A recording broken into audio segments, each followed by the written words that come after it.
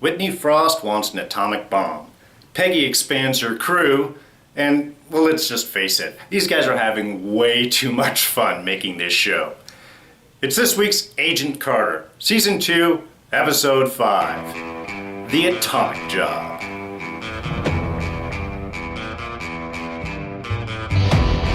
Alright, spoilers ahead, just so you've been warned. Okay, we're going to do a brief summary on this today, and then we're going to go into some high points and some low points, or maybe more just questionable points, because they're doing an amazing job with this, not really too much on the negative side here. Alright, so the DarkForce is calling. It is calling Wilkes and Frost and relaying information with them. Starts off, Wilkes wakes up Peggy in a nice, hilarious, kind of creepy, don't stare at me while I sleep scene, and demonstrates the ability that he has the ability to sort of manipulate the DarkForce. There is an attraction between the two, and is able to actually absorb it into his body. Not only does it stabilize him for a moment, actually make him physically solid, but it sort of relates information to him, that connection with the DarkForce. Specifically, it starts off, lets him know where Jane Scott's body is. That went missing when the council went and stole it. So that starts things off. And we've got Peggy and Jarvis going into the cold storage facility where it's being sold, and that is where they encounter Whitney Frost and her husband. The DarkForce has been calling Whitney as well, and she is also able to absorb it into her body and is able to absorb all of the DarkForce energy that was in Jane Scott's frozen corpse into her. And what does that tell her? That she needs an atomic bomb. Specifically, in order to create more DarkForce. Now, to be able to do this, she has to replicate the circumstances that the DarkForce was created in the first place. So she needs to do an explosion at the same place with the same weapon, an atomic bomb. Not just any bomb, but one made by Roxxon Corporation. Now, Roxxon has multiple facilities around California. They don't know which one it is. Luckily, Howard Stark has been doing a little bit of industrial espionage, kind of looking into Roxxon, and through Jarvis is able to find out specifically which facility they need. Highly secure. They're going to need a team, they're going to need equipment, and this moves on to encountering Weiss, who is the head of Roxxon, in a hilarious scene, plus recruiting a few more members. Rose is the first one she thinks of. Rose, who she worked with in New York and came over with Daniel Souza and is protecting the front. Great little sequence between her and Daniel. I'm seeing Daniel Souza, but I'm hearing Jack Thompson as Souza is kind of looking down on Rose's ability as an agent. But as Peggy points out, she did the same training, she had to pass the same tests, and in a great sequence right in front of them, they're able to see just how effective she is at kicking butt. And kind of, being a little sexy and getting information too, and manipulating people, as they're able to recruit Samberly, the tech whiz, because they're going to need some of his equipment. How do they know he's not in the pocket of the council? Because nobody likes Samberly. Again, great little sequences back and forth, and that carries for the next thing, breaking into Roxxon, getting the atomic bomb, Jarvis having to take his moment and step in because Sal's is locked in the room outside, and that's nothing like making a souffle. Just great comic lines throughout, carrying the story forward, and then the final confrontation with Whitney Frost and Peggy Carter, where we find out, the DarkForce is making her stronger, physically stronger, able to withstand more punishment, and almost getting Peggy, whose only way to escape her is to impale herself on a giant rebar spike, which is down here, by the way, would have been. Also, the heart is up here. Samberly's bit, he's like pointing to his shoulder, but I think that's framing, because he's up here. If he pointed his heart, you couldn't see it. Otherwise, I was like, it hurt me right here. What is it? What's up there? I don't get that.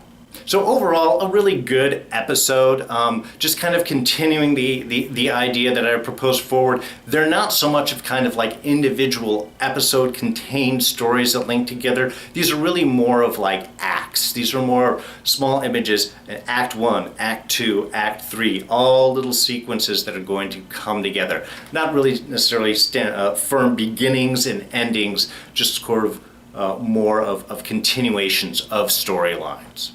Now, the things that worked really well in this episode, and has been most of the season, is the comedy. They've really found a great blend of comedy lines and action in order to keep things moving, keep things lighthearted, and really kind of fun.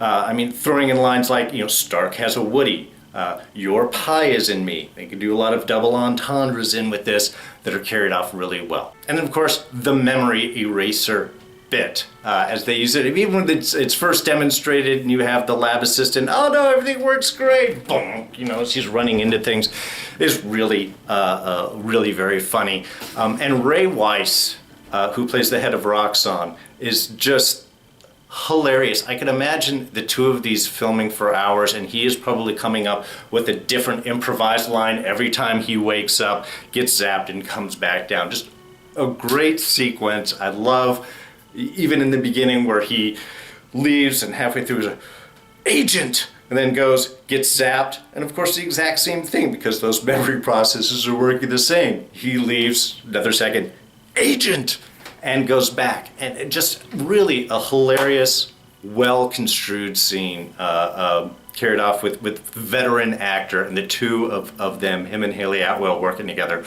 is just great. They have done an amazing job of assembling a cast that can really carry these images on. I also really enjoyed Peggy fighting with improvised weapons in the sequence in the Roxxon labs where she grabs the fire extinguisher to go after the mob guys that are searching through.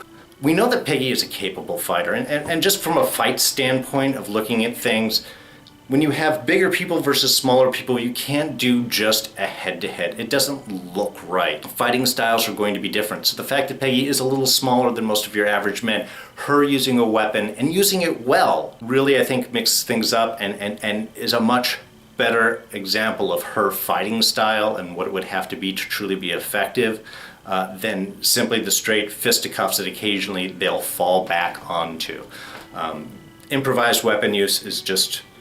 it's really fun to watch, and I think they carried that off really well in this episode. Now, the things that I didn't like quite so much are just, I guess, really more of questions for me. I mean, one, breaking into the cold storage facility. Peggy's extremely loud for trying to sneak into a place. She's just throwing the air vents down and the screws and everything. Also, speaking of air vents, why? Why are they always so big? Every show, they're easily big enough to fit a person in this case, two people in. I mean, Haley Atwell and James Darcy were like right next to each other while they were climbing through. And obviously strong enough to hold a couple 100 pounds walking through them. I know it's a great trope, and I know visually it's very interesting. It's just, it always kind of gets me now whenever I see this of like, wow, that's a lot of weight. Why are they so big? Why do people generally move through these? Because normally when I see them, they're like that big. They're tiny. Oh, and also back in the Roxxon bit, when they break in and Samberly finds the security panel and opens up all the locks, they even make the comment, oh, but now the locks are all open for Whitney too. Next scene, we've got Whitney and her mob guys going through, opening doors, looking, not a single comment of, why are all the doors open now? I don't understand. Or anything. I mean, how were they getting in before? Were they breaking shoulders? I mean, if they showed moments like they were hitting like that's how they've been getting into the doors, and then somebody mentions, hey, it's open. That would have been something, but it just went kind of right on it. And it was just one of those little questions to me, like, nobody notices there's a huge difference in all the doors being open now. It's kind of surprising, I guess. And then also, apparently, I guess Whitney didn't need a key. Now, I'm assuming she's got the mob guys, so she's able to maybe just attacked and searched through until she was able to find somebody with the right key. I'm sure somebody there had to have access to the lower levels.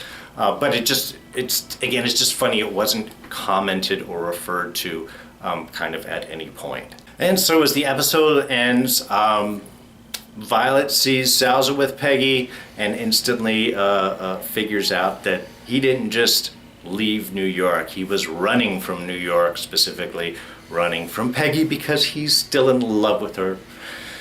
She sees it, and of course, Daniel's complete denial, has no idea, and just sort of stammers when she asks those questions. I mean, really, are men that oblivious? Yes. Yes, we are. And then we have Wilkes, who sort of implies that he's actually seen a bit of the dark dimension. I mean, as he says, very, very kind of creepy manner. Oh, it's all dark, it's bad. So he's actually kind of seeing in the dimension. We don't get a chance to see what it is he's referring to because at that point he spontaneously disappears again, which we have to assume is a bad thing and not just the Stark spray wearing off again. I mean, I know they redid that. Did they spray him down regularly now, or did they get it to last longer? Maybe I missed that in the episode before. I don't think they really got into it. But apparently this is a bad thing. What does it mean? We're going to have to wait till next week to find out. Come on back and join us, why don't you? Hit like if you enjoyed what I have to say. Comments in the section below, always appreciated. Hit subscribe, join us every week. I'm Dee. I do Agent Carter here. Next few days we're going to have Walking Dead returning, and I also do Black Sails, the pirate drama that's on the Starz Network. It's on Saturday nights. Often can't get those by Sunday, usually by Monday, but I'm trying to tighten things up, especially with Walking Dead coming back. So you can also catch me at Twitter. I'm at Darren Jakes. Hope you enjoyed this. Hope you had a great time with this episode. They're a little about halfway through the season now, so we're going to be closing out pretty soon, and then the return of Agents of S.H.I.E.L.D. Stick with us, we're going to be talking about that too. Anyway, again, I'm Dee, and I'm out of here. You guys have a good one. Catch you next time.